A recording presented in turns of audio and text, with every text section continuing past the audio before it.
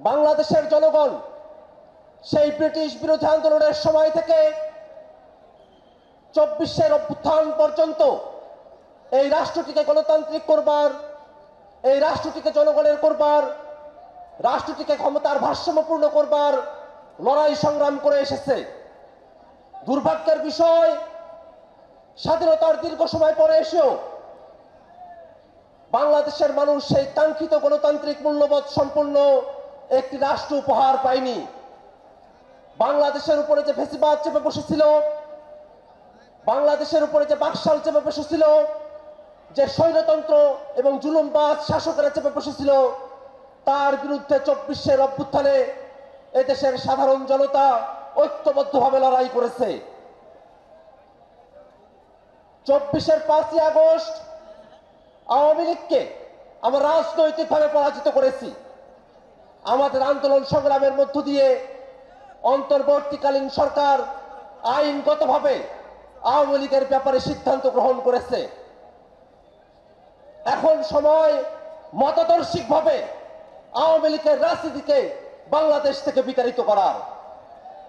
আমরা বিশ্বাস করি জাতীয় যুব শক্তি বাংলাদেশে আর কোনো ফেসিবাদ যাতে ফিরে না আসে সেই সংগ্রামে অগ্রণী ভূমিকা পালন করবে।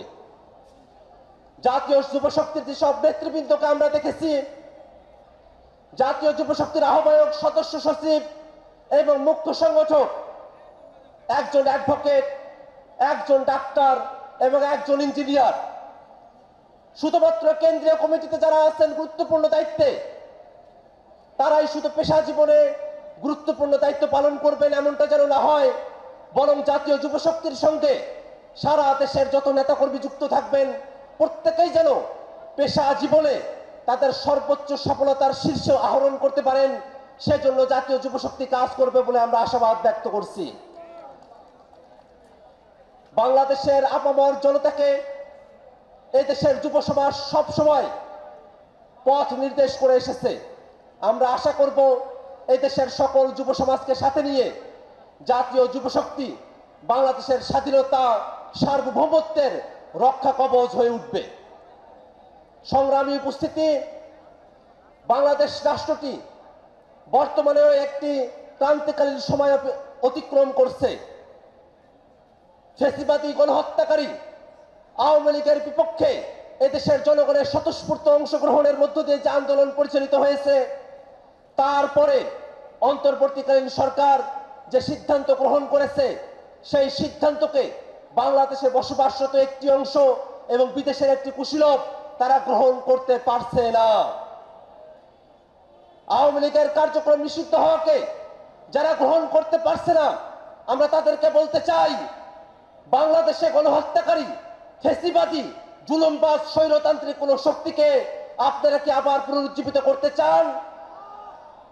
বাংলাদেশের মানুষ আওয়ামী লীগকে বাংলাদেশে আর পুনর্বাসিত করতে চায় না। অতএব জাতীয় নাগরিক পার্টি এবং জাতীয় যুব শক্তি সহ বাংলাদেশের ফ্যাসিবাদ বিরোধী প্রত্যেকটা পক্ষকে আমরা আহ্বান জানাতে চাই, ফ্যাসিবাদের বিরুদ্ধে, জুলুমবাজের বিরুদ্ধে, স্বৈরতন্ত্রের বিরুদ্ধে মতাদর্শিক ভিন্নতা থাকা সত্ত্বেও সকল ফ্যাসিবাদ বিরোধী শক্তিকে ঐক্যবদ্ধভাবে লড়াই জারি রাখতে হবে। বাংলাদেশ রাষ্ট্রটি ফ্যাসিবাদী এক দল থেকে মুক্ত হয়েছে, কিন্তু ফ্যাসিবাদী ব্যবস্থা এখনো বাংলাদেশের রাষ্ট্রে, বাংলাদেশের সংবিধানে সমানভাবে বিরাজ করছে। যদি বাংলাদেশ রাষ্ট্রটিকে সাংবিধানিকভাবে ক্ষমতা কাঠামোর জায়গায় ফ্যাসিবাদ মুক্ত করতে হয়, তাহলে অবশ্যই একটি নতুন সংবিধান আমাদেরকে প্রণয়ন করতে হবে। নতুন সংবিধানে অবশ্যই ক্ষমতার ভারসাম্য, জবাবদিহিতা এবং বিকেন্দ্রীকরণকে নিশ্চিত করতে হবে।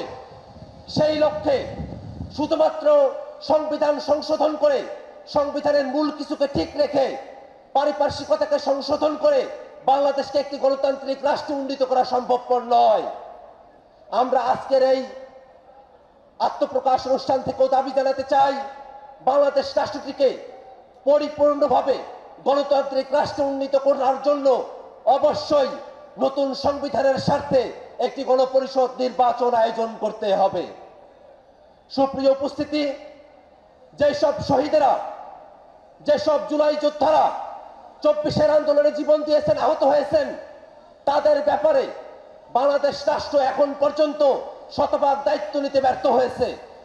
আমরা সরকারের কাছে আহ্বান রাখতে চাই, জুলাই যোদ্ধা এবং জুলাই শহীদেরা তাদের পরিবারকে যথোপযুক্ত রাষ্ট্রীয় মর্যাদা এবং সুযোগ সুবিধা প্রদান করতে হবে। সে জুলাই যুদ্ধের সময়, অভ্যুত্থানের সময় জগন্নাথ বিশ্ববিদ্যালয়ের ভাইয়েরা, জগন্নাথ বিশ্ববিদ্যালয়ের শিক্ষার্থীরা যে গুরুত্বপূর্ণ ভূমিকা পালন করেছে, সেটাকে ভুলে যাবার কোনো সুযোগ নেই। আমরা অন্তর্বর্তীকালীন সরকারের কাছে আহ্বান জানাই, জগন্নাথ বিশ্ববিদ্যালয়ের শিক্ষক এবং শিক্ষার্থীরা যেসব ন্যায্য দাবি দাওয়া নিয়ে রাজপথে হাজির হয়েছেন, অতি দ্রুত জগন্নাথ বিশ্ববিদ্যালয়ের শিক্ষক এবং শিক্ষার্থীদের সেই সব ন্যায্য দাবি দেওয়া সরকারকে বাস্তবায়ন করতে হবে।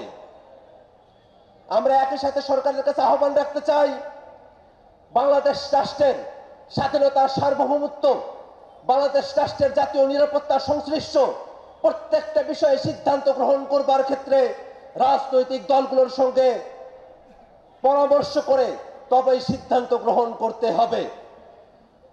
মানবিক করিডোরের প্রয়োজন আছে কিনা, সেই করিডোরের নিয়ন্ত্রণ কাদের কাছে থাকবে, সেই করিডোর দিয়ে কি পারাপার হবে, প্রত্যেকটা বিষয়ে রাজনৈতিক দলগুলোর সঙ্গে আলাপ আলোচনা করে তারপরে সিদ্ধান্ত গ্রহণ করতে হবে। সংগ্রামী উপস্থিতি, বাংলাদেশ রাষ্ট্রে, বাংলাদেশে যারা গণহত্যা করেছে, মানবতা বিরোধী অপরাধ করেছে, অপরাধের দায়ে বাংলাদেশে যাদের রাজনৈতিক কার্যক্রম নিষিদ্ধ হয়েছে, সে আওয়ামী লীগের পক্ষে ভারতে আমরা দেখেছি ভারত সরকার উদ্বেগ প্রকাশ করেছে। আমরা ভারত সরকার বাংলাদেশে দীর্ঘ সময় ধরে এই দেশের মানুষের সঙ্গে তারা তাদের রাজনীতি, তাদের সম্পর্ককে পর্যবেসিত করে নাই, বরং বাংলাদেশে ভারতের সম্পর্ক ছিল এই দেশের জনগণ বিচ্ছিন্ন ওই আওয়ামী লীগের সাথে। আমরা ভারত সরকারের কাছে আহ্বান রাখবো, বাংলাদেশে বাকশালী ফ্যাসিবাদী, স্বৈরতান্ত্রিক, গণহত্যাকারী, মানবতা বিরোধী অপরাধী আওয়ামী লীগের সঙ্গে আপনাদের যে সম্পর্ক, সেই সম্পর্ক ছিন্ন করে এদেশের মানুষের সঙ্গে সম্পর্ক তৈরি করতে হবে।